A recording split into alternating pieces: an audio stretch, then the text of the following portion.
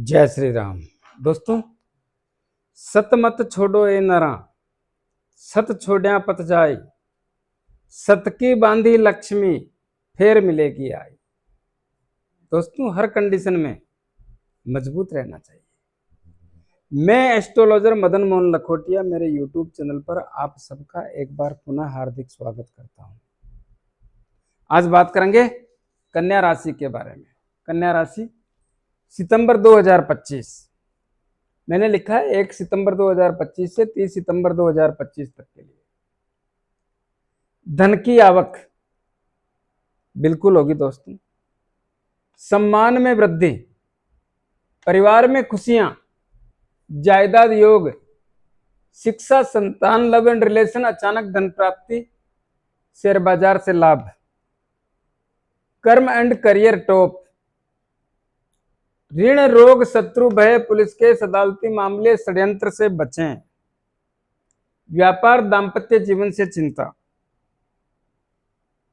आइए विस्तार से चर्चा करते हैं। दोस्तों, इस माह 4 ग्रहों का परिवर्तन होगा और चारों ग्रह अपना प्रभाव दिखाएंगे। प्रभाव दिखने से परिणाम भी बदलेंगे। तो मेरे मोबाइल नंबर बोल चुका मैं 9829911500। चंद्र कुंडली के अनुसार जिन लोगों की राशि कन्या बनती है उन लोगों को यह वीडियो समर्पित करता हूं। कन्या राशि, कन्या राशि में मंगलदेव बैठे हैं और मंगलदेव 13 सितंबर तक यहीं पे रहेंगे। जब तक मंगलदेव यहीं पे रहेंगे तब तक मानसिक तनाव का ही सामना करना पड़ेगा। क्यों करना पड़ेगा? क्योंकि मंगलदेव लग्न में बैठे हैं और शनिदेव सप्तम भाव में बैठे हैं, दोनों की युति बनी हुई है। मंगलदेव यहां से 13 सितंबर को कुंडली के दूसरे भाव में निकल जाएंगे, तब जाकर के यहां की स्थितियां बदल जाएगी। कब बदलेगी? 15 सितंबर को। क्यों बदलेगी? क्योंकि यहां पर बुधदेव अपनी उच्च राशि में, अपनी राशि में आ जाएंगे, जो कर्म और कैरियर के भाव के भी स्वामी है। जब बुधदेव यहां पर आएंगे तब बहुत बड़ी मानसिक शांति, जो तनाव, उसमें कमी आने के संकेत बनेंगे। मान सम्मान में कुछ वृद्धि होने का, कुछ ऐसा महसूस होगा कि कुछ मेरे लिए अच्छा हो रहा है, और होगा, इसमें संदेह नहीं। क्योंकि अपने घर में बुधदेव बैठ के अपने घर की शोभा बढ़ाएंगे। इतना ही नहीं, वो लोग जो नौकरी में प्रमोशन चाहते हैं, ट्रांसफर चाहते हैं, मनपसंद जगह चाहते हैं, वैसे तो इस भाव में देवगुरु बृहस्पति बैठ करके सब कुछ काम में लगे हुए हैं, लेकिन बुधदेव यहां पर बैठने से इस भाव की स्थिति को भी मजबूत करेंगे, जिससे जो लोग प्रयास करेंगे उनका प्रमोशन होने का, ट्रांसफर होने का, मनपसंद जगह मिलने का अवसर भी बुधदेव बनाने का प्रयास करेंगे। तो इस समय का विशेष रूप से ध्यान रखें। और बुधदेव बहुत कुछ बदलने का प्रयास करेंगे। तो इतना ही नहीं, बुधदेव की सप्तम दृष्टि, बहुत ध्यान से सुने, जो बोलूंगा उसको ध्यान से सुने। बुधदेव की सप्तम दृष्टि आपकी कुंडली के सप्तम भाव पर पड़ेगी। सप्तम भाव में शनिदेव बैठे हैं। शनिदेव अपनी शत्रु राशि में बैठे हैं, देवगुरु बृहस्पति के घर में, और बुधदेव की यह नीच राशि होगी। दोनों ही अवस्था बढ़िया नहीं है, बढ़िया नहीं है। क्या होगा? सप्तम भाव किसका होता है?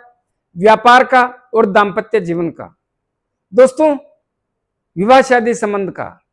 इस समय में विवाह शादी संबंध करने से बचने का प्रयास करना चाहिए। दूसरा, वैसे ही तकलीफें शनिदेव ने पैदा कर रखी है, लेकिन बुधदेव तो नीच राशि को देख करके विवाह शादी संबंध में जो कुछ करेंगे गलत करेंगे, अच्छा होने का सवाल ही नहीं उठता। दूसरा, सप्तम भाव होता है व्यापार का, और बुधदेव व्यापार के भाव के, व्यापार के स्वामी भी होते हैं, लेकिन व्यापार के भाव पर अपनी नीच राशि डाल रहे हैं और शनिदेव पहले से दखल कर रहे हैं। तो व्यापार के क्षेत्र में बहुत सावधानी रखने की आवश्यकता पर जोर देता हूं। व्यापार में इस समय में किसी भी प्रकार से हेराफेरी या बदमाशी करने से बचें, अन्यथा आपको आरोपों का सामना करना पड़ सकता है। आरोप लगाए जा सकते हैं और आरोप भी गलत लगेंगे। बाजार में और समाज में आरोपों से आपकी छवि में तकलीफ पैदा हो सकती है। नया व्यापार इस समय करने से बचें। पुराने व्यापार को या जो ऑलरेडी आपके व्यापार आपके पास है उसको संभाल कर रखने का प्रयास करें। इसी प्रकार दांपत्य जीवन में भी बुधदेव अपने नीच राशि सप्तम भाव पर डाल करके सप्तम भाव के परिणामों को बदलने का काम करेंगे। वैसे ही लंबे समय से कन्या राशि के लोगों के जीवन साथी के साथ में कहीं न कहीं तनाव और तकरार का सामना तो लंबे समय से करना पड़ रहा है और बहुत सारे लोगों को बार बार करना पड़ रहा है। लेकिन इस समय में कुछ ऐसा होगा कि आपके दांपत्य जीवन में एक नया व्यवधान पैदा होकर के आरोप प्रत्यारोपों का सामना भी करना पड़ सकता है। यहां तक बात बन सकती है कि आपका चाल चलन या आपका चरित्र ठीक नहीं है।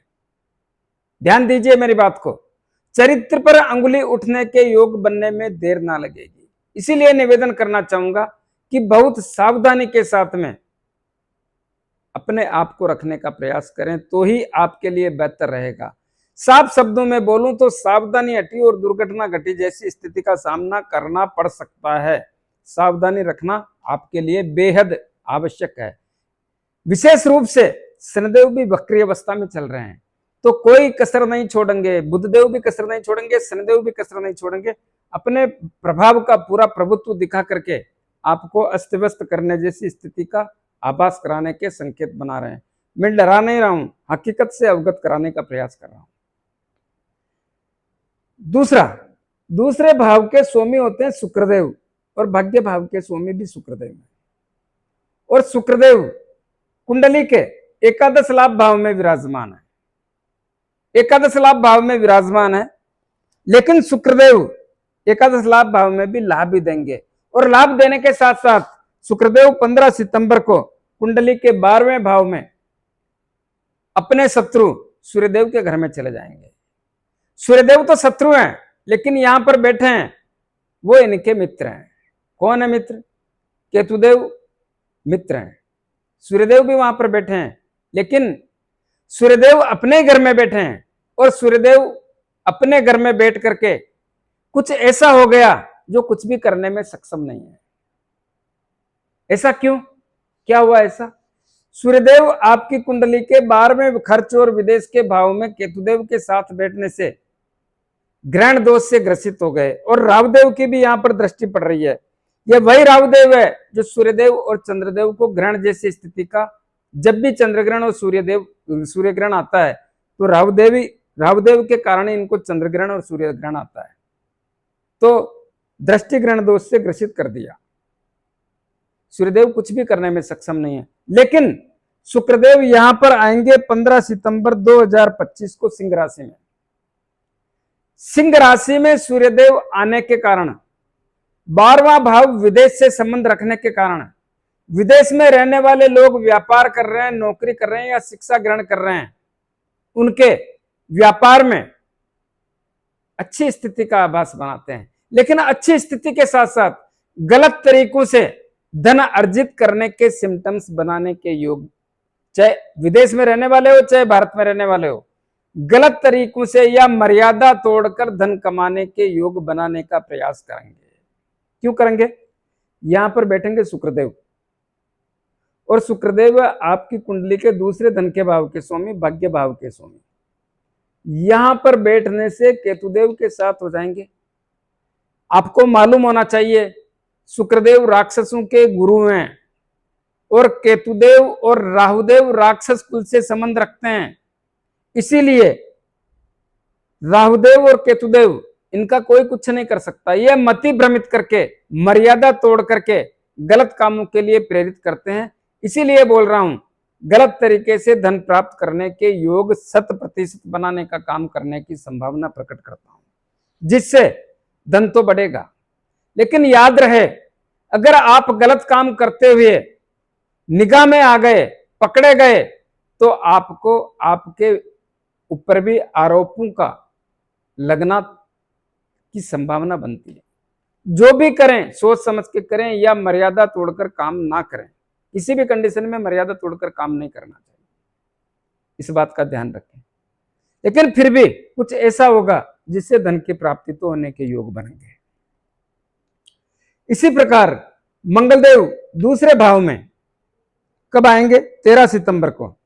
13 सितंबर को मंगलदेव आपकी कुंडली के दूसरे भाव में आने से और तीसरे भाव के स्वामी होने से, तीसरे भाव से 12वां भाव, यानी दूसरा भाव हो गया तो इस भाव से 12वां हो गया ना, 12वें भाव में बैठने से छोटे भाई बहनों से, मित्र लोगों से, रिश्तेदारों से कुछ संबंधों में कमजोरी आ सकती है, क्योंकि इस भाव के स्वामी इस भाव से 12वें भाव में बैठने से संबंधों में कुछ कमजोरी आने का योग देखने को मिलता है। लेकिन याद रहे मैं क्या बोल रहा हूं, यहां पर बैठ करके सप्तम दृष्टि आपकी कुंडली के अष्टम भाव पर अपने ही घर पर डालने से क्या होगा? जो लोग एलर्जी से संबंधित तकलीफों से ग्रसित हैं उनको लाभ देने की स्थितियों का निर्माण करते हैं। आयु बढ़ाने का काम करेंगे, आपकी आयु बढ़ाने का काम करेंगे। और क्या करेंगे? शारीरिक पीड़ा में कुछ सुधार करेंगे। लेकिन यहाँ राहुदेव शारीरिक पीड़ा से ग्रसित करने का काम कर रहे हैं, यह भी ध्यान रखें। एक सुधार कर रहे हैं तो दूसरा नुकसान कर रहे हैं, और भारी ये पड़ेंगे क्योंकि ये पाप ग्रह, खतरनाक ग्रह। तो जुआ सट्टा लॉटरी से अच्छा लाभ देंगे, परिणाम ससुराल पक्ष से अच्छा लाभ देंगे। इसी प्रकार मंगलदेव की चौथी दृष्टि 1 2 3 4 कुंडली के पंचम भाव पर पड़ेगी। पंचम भाव यहां पर परिणाम 2 हो जाते हैं पंचम भाव के। क्या हो जाएंगे? जिनकी कुंडली में मंगलदेव की डिग्रियां अच्छी है, मजबूत है, उनको शिक्षा, संतान, लव एंड रिलेशन, अचानक धन प्राप्ति होने के योग के साथ साथ शेयर मार्केट से भी लाभ मिलेगा। लेकिन जिनकी कुंडली में शनिदेव की डिग्रियां ज्यादा है उनको क्या होगा? ध्यान से सुने। इस भाव के स्वामी शनिदेव, यहां पर मंगलदेव की भी दृष्टि पड़ रही है। इस भाव के स्वामी शनिदेव और शनिदेव कुंडली के सप्तम भाव में अपने शत्रु देवगुरु बृहस्पति की राशि में वक्री अवस्था में बैठे हैं। पहली बात देवगुरु बृहस्पति की राशि, दूसरी बात वक्री अवस्था, तीसरी बात पंचम भाव के स्वामी। क्या होगा? शिक्षा के क्षेत्र में मन नहीं लगेगा, ध्यान देना पड़ेगा, अन्यथा शिक्षा के क्षेत्र में सफलता के योगों में तकलीफ पैदा हो जाएगी। दूसरा, जिन लोगों को संतान चाहिए बहुत सावधानी रखने की आवश्यकता पर जोर देता हूं। लव एंड रिलेशन के चक्कर में स्थितियां तनाव पैदा कर सकती है और अचानक धन हानि होने के योग भी बन सकते हैं और शेयर मार्केट से नुकसानदायक स्थिति का सामना करना पड़ सकता है। याद रहे मैंने दोनों बातें आपको समझाई है। कुंडली का चौथा भाव, चौथे भाव के स्वामी देवगुरु बृहस्पति, और देवगुरु बृहस्पति कुंडली के दसम भाव में बैठे हैं। दसम भाव में बैठ करके चौथे भाव को अपनी राशि को देख रहे हैं। अपनी राशि को देख करके देवगुरु बृहस्पति चौथे भाव में 4 चांद लगा दिए। परिवार में खुशियां बढ़ेगी, हंसी खुशी और अच्छी स्थिति का माहौल होगा। माता की सेहत सही होगी, माता से संबंध मजबूत होंगे। भूमि, भवन, मकान, दुकान, जमीन जायदाद लेने के, बेचने के मजबूत अवसर बनेंगे। वाहन सुख की प्राप्ति के भी बहुत अच्छे योग देखने को मिल रहे हैं। दोस्तों, इस समय में जितना लाभ ले सकते हो लेने का प्रयास करें तो आपके लिए बेहतर रहेगा। इतना ही नहीं, देवगुरु बृहस्पति आपके परिवार में जो क्लेश है उसमें बहुत बड़ा परिवर्तन करने के संकेत देखने को मिल रहे हैं। देवगुरु बृहस्पति की 3 दृष्टियां पड़ती है, पंचम, सप्तम और नवम। 1 2 3 4 5 पंचम दृष्टि कुंडली के धन भाव पर पड़ रही है। लेकिन देवगुरु बृहस्पति वैसे शुक्रदेव इस भाव के स्वामी वैसे धन लाने का प्रयास करेंगे, बोल चुका मैं। सप्तम दृष्टि बता चुका। नवम दृष्टि लाभ नहीं देगी, क्योंकि यहां पर लाभ देगी तो भी कमी देगी। शनिदेव का घर और राहुदेव बैठे हैं। लेकिन देवगुरु बृहस्पति कर्म और कैरियर के क्षेत्र में स्वयं बैठे हैं। 4 चांद लगा देंगे कर्म और कैरियर के क्षेत्र में। सितंबर एक ऐसा माह है, याद रखें इस बात को, जहां पर इस भाव की दो दो ग्रह शोभा बढ़ा रहे हैं। दो दो ग्रह मतलब इस भाव के स्वामी देवगुरु बृहस्पति तो बैठे ही हैं, लेकिन इस भाव के स्वामी बुधदेव लग्न में आएंगे तो वो भी इस भाव के अच्छे परिणाम देंगे, और देवगुरु बृहस्पति भी इस भाव के अच्छे परिणाम ऑलरेडी दे रहे हैं। तो क्या होगा, जो लोग नौकरी एवं सरकारी नौकरी के क्षेत्र में हैं उन लोगों को प्रमोशन, ट्रांसफर और मनपसंद जगह का योग बनाते हैं। दूसरा, जो तमाम अवरोध आ रहे थे उनको दूर करके एक नई दिशा में आगे बढ़ाने का काम करेंगे। जो लोग अपने काम पर थोड़ा सा भी ध्यान देंगे इस समय में उनको एक से अधिक जिम्मेदारी के अवसर मिलने की संभावना के योग बनते हैं। और पिता से भी संबंध मजबूत होंगे, पिता की सेहत मजबूत होगी, पिता के व्यापार में लाभ होगा। जो लोग राजनीति करते हैं उनसे निवेदन करना चाहूंगा कि अपने कार्य पर ध्यान दें। आपके कार्य क्षेत्र पर ध्यान देने से आपके राजनीतिक करियर में चार चांद लगने की संभावना के योग बनते हैं। जिन लोगों के सरकारी काम अटके हुए हैं, सरकारी कामों से परेशान हैं, वो सब इस बात का ध्यान रखें कि वो समय आ रहा है जो आपके तमाम सरकारी अटके हुए काम होने का योग बनेगा। इसी प्रकार इसकी बात कर चुके, छठे भाव की बात करते हैं। छठा भाव ऋण, रोग, शत्रु, भय, पुलिस केस, अदालती मामले। दोस्तों देखिए, जो लोग कर्जदार हैं वो तो कर्ज के कारण परेशान ही रहेंगे। सावधानी रखें। रोगों पर बार बार पैसा खर्च करना पड़ेगा, इसमें संदेह नहीं है। और शत्रुओं का परेशानी करने का मौका तलाशते हैं शत्रु। जहां पे मौका मिल जाता है परेशानी करने का एक तैयार करते हैं सिस्टम, और करते रहेंगे, इस बात का ध्यान रहे। पुलिस केस और अदालती मामलों से मन में चिंता रहती है और रहेगी।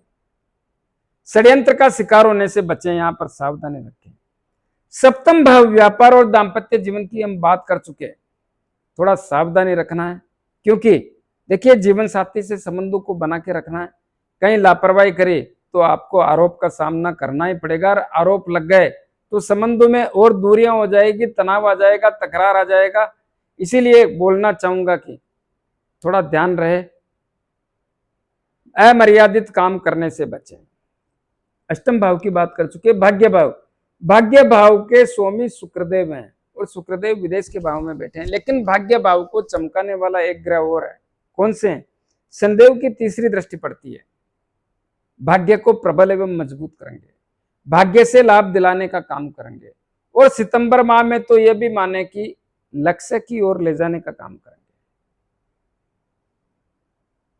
कुंडली का एकादश लाभ भाव, जो स्थितियां पहले ज्यादा टाइट थी, लाभ की कि लाभ ढूंढने से भी नहीं मिलता, उसमें तो नरमी आई है, और नरमी रहने के संकेत देखने को मिल रहे हैं।